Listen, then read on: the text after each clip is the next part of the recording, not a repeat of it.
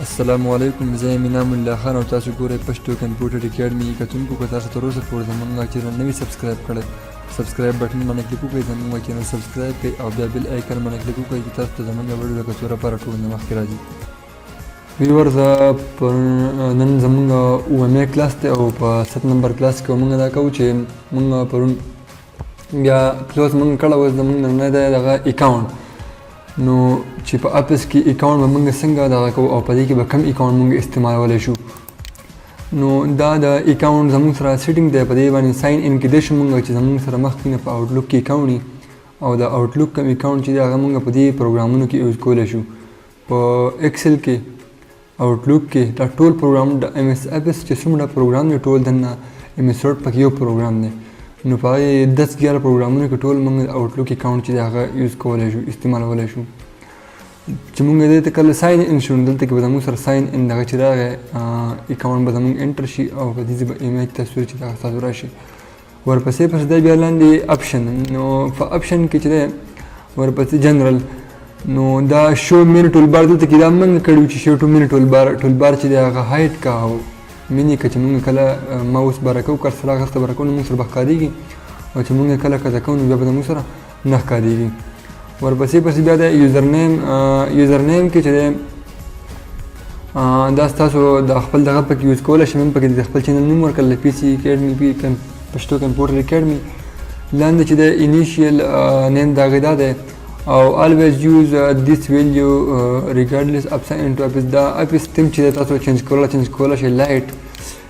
لایټ ته ځاړم، تاسو دې لاندې تیم ته څه کوئ دا به چینج کېږي. دا زموږ سره شو لایټ. ورپسې دا بیا زموږ سره بیا یې ډارک تاړم. اوکې، زما سره دا کوم لاندې ریبن بار چې دا سورس بار چې دی او دا بر څومره دغه چې دی د کوم باندې سلیکټ کوم نه ټول زما سره ډارک ته. بیا په اپشن کې دا ډسپلی او په ډسپلی باندې شو هایلایټ، نو شو هایلایټ مارک دی زما سره شو کوي. دا ما هایلایټ چې دا ما دا ټکس ما هایلایټ کړی دی، خو که اوس زه ووایم چې دا ټکس مه شو کوم ته نو دا مارک مې لړ کړو او بیا به کته راشم په دې به اوکې ووایم نو هایلایټ نشان چې دی هغه ته ختم شو. بیا د شو وایډ سپیس بټوین پیجز ان پرنټ پیج لیاوټ، مطلب د پیجز کې زموږ سره چې کوم سپیس ښکاري هغه د دې نه موږ ختم کړی دی.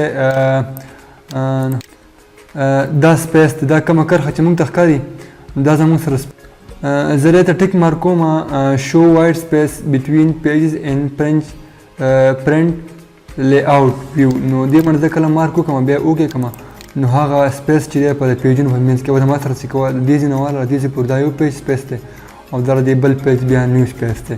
دا پیج چې دغه ځای نه زه کمولی زیاته ختمولی او یا یې واپس لګولی شم.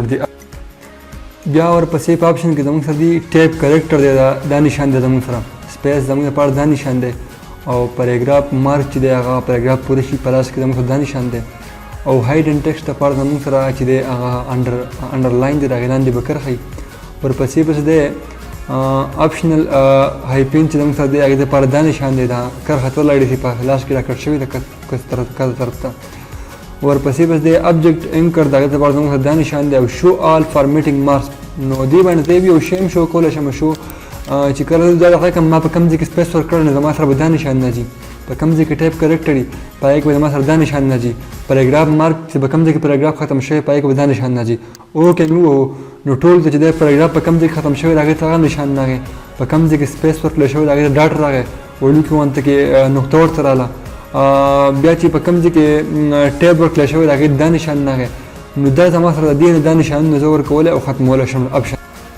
اپشن او بیا په اپشن کې ډسپلی نه دا په دغه چیرې دا نشانونه چې دا زه ختمولی شم او واپس یې لګولی شم. شو آل فارمیټینګ ووهو نو په ټول باندې به کلیک راشي زما سره به ټول دغه چې دی هغه دا نشانونه چې دی زما سره شو کوي.